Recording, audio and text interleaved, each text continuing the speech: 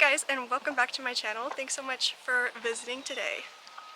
In this video I will be discussing an iconic and integral part of horse ownership and working with horses. Picking a horse's hooves is an important part of working with horses, caretaking and management, rehabilitation, physical therapy, and ownership of horses. Anyone working with horses can learn to pick hooves well to improve the lives of our horse friends in a simple little but effective way for all of our loved horses around us.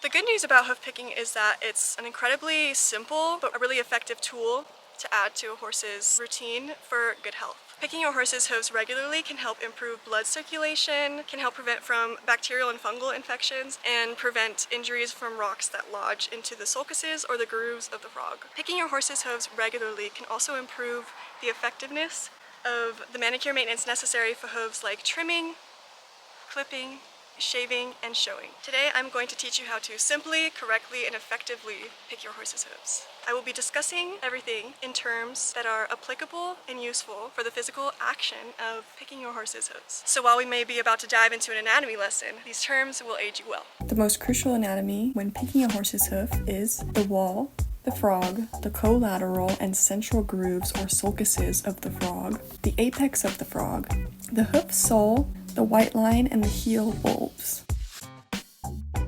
You will need a hoof pick. Sometimes hoof picks come with brushes on the other side of them, which are convenient, and you can use those if you'd like to make it a little bit more easy and clean. The brush makes it a little bit different, but you'll get along just fine with just a hoof pick. When picking a horse's hooves, it's important to remove everything. Most likely what will be in a hoof is dirt, hay, feed, grass, some poop, or rocks. It's important to remove all of this. It's important to reach a complete finish when picking a hoof to account for fungal and bacterial infections. Ensuring you removed everything is good to do. If you're not already familiar with what a completely finished picked hoof looks like, when in doubt, dig a little more. You may be missing a whole load of pack dirt, and you may be missing it every time. The material of the sole and the frog may pull away from the hoof, and the hoof may have a very distinct smell.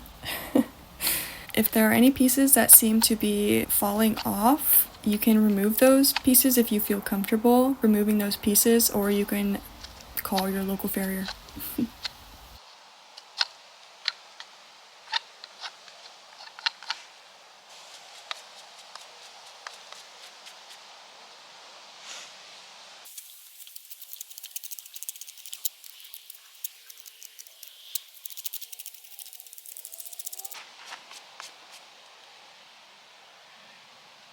The hoof wall, the sole, and the frog are all made of a protein called keratin. The appearance and textures of these keratin molecules can vary in moisture content, biomechanical properties, sulfur concentrations, and oil levels. The hoof wall is the toughest, most durable, and protective structure of keratin, while the sole and the frog have softer textures with higher moisture contents and oil levels.